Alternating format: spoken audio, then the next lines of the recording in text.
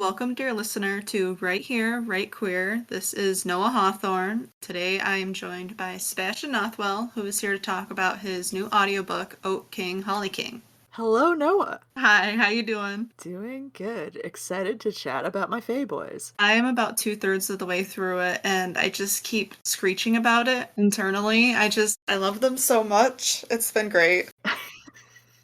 Excellent. The ideal experience. Yes. Oak King Holly King is a queer romantasy about a Fae warrior who is destined to die in a ritual duel, and the Victorian clerk who is fated to save him. And it really does start like right on the battlefield, too. It really does. Like that opening scene is just, it sets the scene, really, honestly. It's like, oh, I know right what I'm getting into. You are getting into blood and gore, which is why I don't think it quite counts as cozy fantasy, but I've been told otherwise repeatedly by several other panelists on this podcast. I am biased because it really is like, yes, you've got the gore and the stabbing. That's kind of Sebastian special, but there is a lot of cozy, tender moments between them in like Drake's cottage. I want to live there. It's so cool and it's so like such a safe space for them. You can feel it as you're listening. So what made you decide to write this story? Like, were you already familiar with the Oak King, Holly King legend, or what made you do this retelling of it? So, the Oak King, Holly King legend, I was kind of dimly background aware of as a Unitarian Universalist, but then I was doing my inspirational wiki hopping, as I think a lot of authors in research heavy genres can relate to, and going through just different Fae and different mythologies, in Wiccan mythologies, and coming across the Wiccan lore of the Oak King and the Holly King, which is the season of summer is ruled by the Oak King, and the season of winter is ruled by the Holly King, and at each corresponding solstice, they duel to change the seasons, and they are both aspect of the same god, the Horned God. And I should point out, I might even add this as a historical note to the beginning of future editions of Oak King, Holly King, that this lore only dates back as far as Wicca does, so it's really only going back to the early 20th century at most. There are a lot of layers to it and imagery. Like, I can feel all the different combinations of all those things that you've integrated into it. And I can tell that you put a lot of thought and time into it and connecting all of the dots, right down to like the flower and the plant language. Like, it just, everything seems so intentional. And you do that so well when it comes to the historical side of things. Honestly, all of that comes just from research because, like, once I knew I wanted the protagonist to have nature names, I went through my Excel spreadsheet of gender neutral names throughout history. That sounds like a really handy thing to have. It's my favorite. So I got the name Wren, and I was like, okay, what kind of bird would go well with a wren? And I was like, alright, how about a shrike? And I was dimly aware of how shrikes functioned, both as an amateur birder and someone who got caught up in the NBC Hannibal craze as it was airing. So I'm aware of what this deceptively small songbird is capable of, which is, it is a bird of prey. It is a very small bird that compensates for its size by skewering its prey, including rodents, insects, and sometimes other songbirds, on thorns. Oh. So once I knew this guy was named Shrike, I'm like, okay, we know exactly how he's dressing. He's got a lot of black and grays on. He's got a black mask on. We know exactly what his mode of attack is. He is skewering people on thorns. And at that point, it's just like, well, all right, then he's living in Blackthorn Briar because Shrikes love living in Blackthorn bushes because it's oh so convenient for their hunting style. Dude, that's so wicked. I didn't even like think about, I didn't know like what a shrike was. You know, just like, oh, okay, these are birds, but I like, and it does like wrens fit so well. And he is like kind of like, yeah, he's good at stabbing things, but he also is kind of soft and I don't want to say unassuming, but I don't know, he's just a lot softer than he first appears, I guess. Because the bird shrike looks unassuming but is ferocious, I thought it would be a lot of fun to kind of flip that and have a guy who looks ferocious but is is, like, very soft and squishy inside. He is so soft and squishy, and I love that about him. And I love when the dynamic is kind of flipped, because big guys that stab things also deserve to be soft and squishy. Truly. And Ren is very feral. They are deliberately designed opposites in that Shrike has gone his whole life having to be, like, rough and tough and just looking kind of scary to everyone around him and not really having the opportunity to be as soft as he would like. And meanwhile, Ren is a middle-class Victorian gentleman of a very slight, small frame. So by the bounds of his own body and also by the bounds of society he's lived in, he's not really permitted to do a lot of the violence he wishes he was able to do. He has very little outlet for all of the rage he has as a gay man living under the Buggery Act. So, like, he is perpetually angry. And has no vent for it. Yeah, he's got a lot of repressed rage. Yeah. So much. So, is that where you often start with characters, is their names? Is like that what kicks things off for you? You go with the name first, or is it kind of different for everybody? I do try to nail down the name as early as possible just because I find it's easier to build a character once I know how to call them. Easier to figure out who a guy is. Yeah, and I feel like a name, it really does, like, I don't want to say it sets the general vibe, but I know for me, I kind of can tell, like, because I like to look into name meanings and stuff like that as well. Yeah, I am almost out of gender neutral names though. If you 7 books later, I am running low. When it comes to researching, not just names, but everything to do with historical fiction, what advice do you have? I guess just keep asking questions. Just keep digging. Don't just, like, parrot what you have seen in other historical fiction, because you don't know where that author got that information, and for all you know, they made it the goddamn hell up. Very true. Oh god, this is gonna get me lambasted by the entire historical romance community, but there are certain romances where you can kind of tell they've been playing a game of telephone going all the way back to Georgette Heyer. Oh, yeah. Who was impeccable in her research, but also, you know, anti-Semitic and a huge classist, and that did kind of affect her worldview, for one, and how she presented her research. And for two, once it is, I don't know, like 6 or 7 degrees removed from her original research, at a certain point you should maybe start looking things up again. Yeah. Yeah.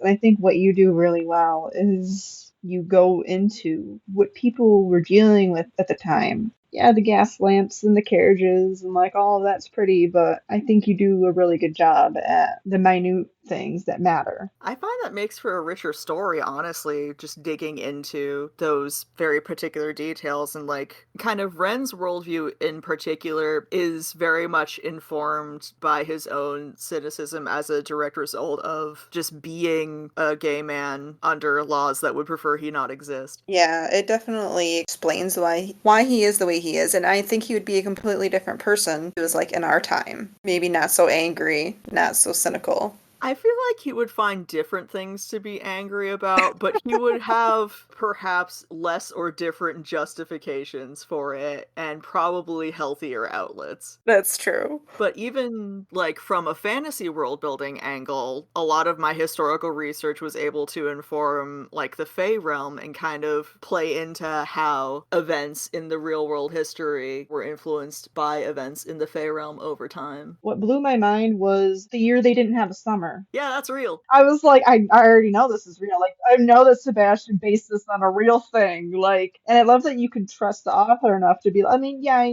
like you said, you shouldn't just take everything for granted, but like someone like you, I know that that was probably a real thing and I should look into it, you know? And I love that when books make you think like that. Yeah, in reality, the year without a summer was caused by a volcanic eruption, but was that volcanic eruption caused by the Fae realm? Who can say?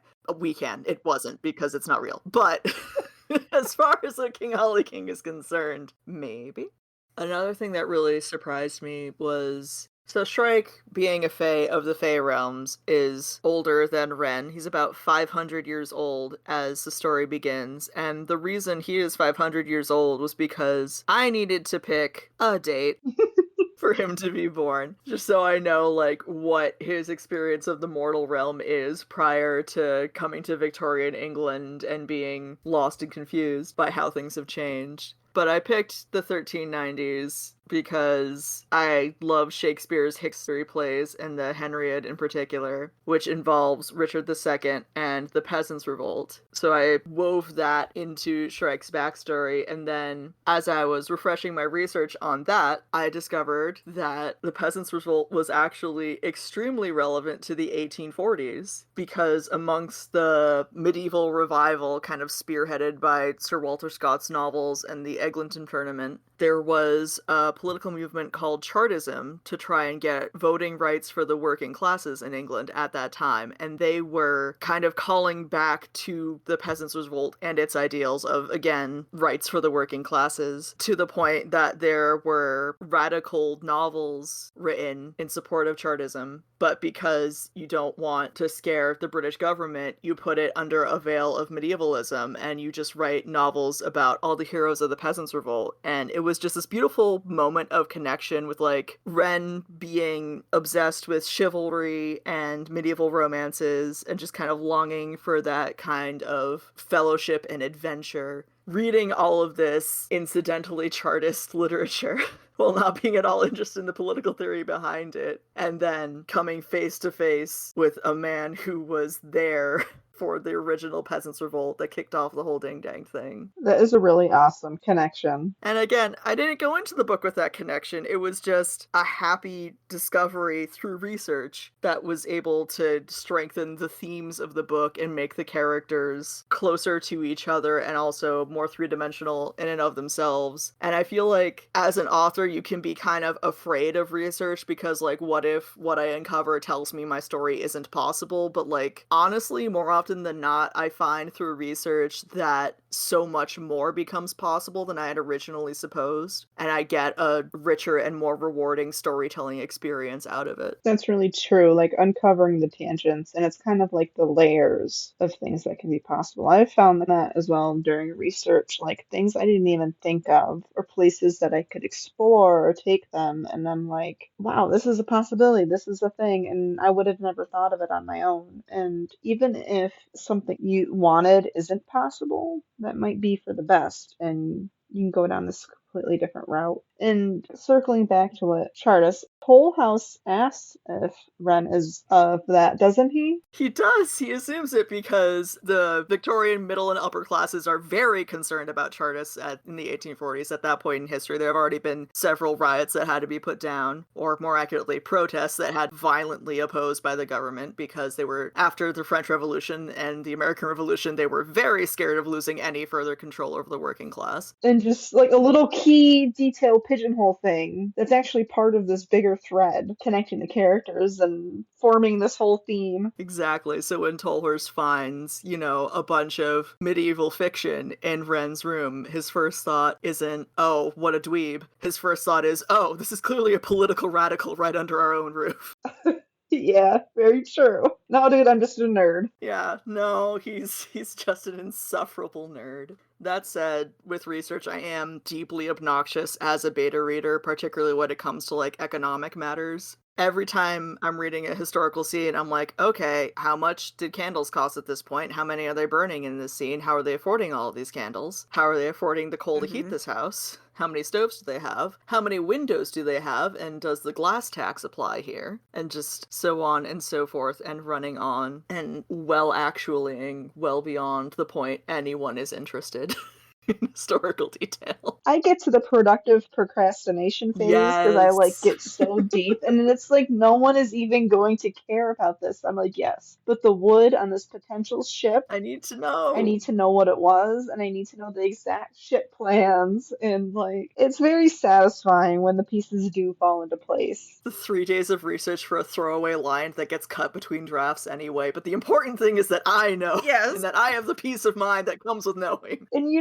might not need it later, but if you do, you have it. Yes. Yes. I feel like it's when you're keeping the old Tupperware that you really don't need, but you might someday. Just that whole craft closet full of historical details. Just try to jump out at you and knock you down.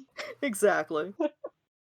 Speaking of, there will be a sequel then? Yeah. One of the fun side effects of making an audiobook is I had to listen to it, which, if you write, you know that sometimes experiencing your own writing over again is the worst thing in the world. But Oh man, I loved it. It's the closest you can get to reading it without, like as seeing it for the first time. It's such a bizarre feeling. yeah, well, because, like, I will say, listening to Gary read it was fantastic because it was his voice, one, doing absolutely incredible narration work and wonderful acting and accents, and really bringing the characters to life in a way they'd never been alive before, and two, because it's Gary's voice, it's not my own internal reading voice, so my own inner critic can't get involved. So I can actually take my writing at face value for once and be like, oh, here are all the sequel hooks. Here's where I can go with the story from here, and kind of forcing me to like my own story again. How can you not? And he does too. Gary puts such a flair on things. Like he really is a true actor. I love listening to any of his audiobooks, and when I heard that he was going to do this one, I'm like, that's perfect. It's a perfect fit. He is an absolute delight and wonderful to work with, and I cannot wait to have him do more books. So, will you do the Kickstarter for the next one as well? Do you think you'll continue with that process of funding and kicking it off? Absolutely, yeah. I'm still kind of blown away by it, just knowing that people wanted it and absolutely humbled by other people being interested in my made up guys. Was there anything about the whole process, like either the Kickstarter or the audiobook production itself, that you didn't expect? Because it was your first audiobook, right? It was my first audiobook. I will say one thing I should have anticipated, which I think I've brought up before, is there is a character in O King Holly King named Mr. Grigsby, who is a very sweet old man, very old-fashioned but kind-hearted, and always eternally optimistic, even when the circumstances really do not call for this level of optimism. He's the greatest. And so I gave Gary a description of him and what it was about, and Gary came back with a voice that was testing very well with readers in the sample, but it was a very, very comedy voice. Which again, Mr. Grigsby is a fun and funny character, but what I knew that Gary didn't know, and which I really should have told Gary before we got started, is that Mr. Grigsby gets a sex scene in the sequel. Oh my goodness. And I was having a really hard time imagining this comedy voice in the throes of passion. So I was like, Oh, yeah. Gary, I am so sorry. I really should have told you this ahead of time. That is on me. Would you be willing to try a slightly different voice? Because... And Gary was an absolute professional, was like, of course, here's the second take, and it was perfect, and it was a perfect voice, and it is a voice that will not sound nearly so ridiculous in the throes of passion. And I'm excited to kickstart the sequel so he gets a chance to use it. Well, I'm super excited now because he's one of my favorites. And his voice is perfect, I think. It's not like over the top. It's him. It's very chill and happy and cheerful. Chipper yet soft. Yeah. So, where can listeners find O King Holly King? They can find it on Libro.fm, where their audiobook purchases and subscriptions will support local bookstores. Or they can find it on Spotify, and soon, everywhere else audiobooks are found, including perhaps your local library. Ask a librarian about it. They'd be delighted to help you. Go libraries and go Libro FM. I love them. Seriously, I'm so excited. All right, Sebastian. Well, thank you so much for telling us all about Oak King, Holly King. And I'm probably going to be screaming about it for the next 2 days because I'm almost done. So be prepared. Excellent. Thank you so much for asking me about my weird little guys. Well, thank you for writing the weird little guys. They're the best.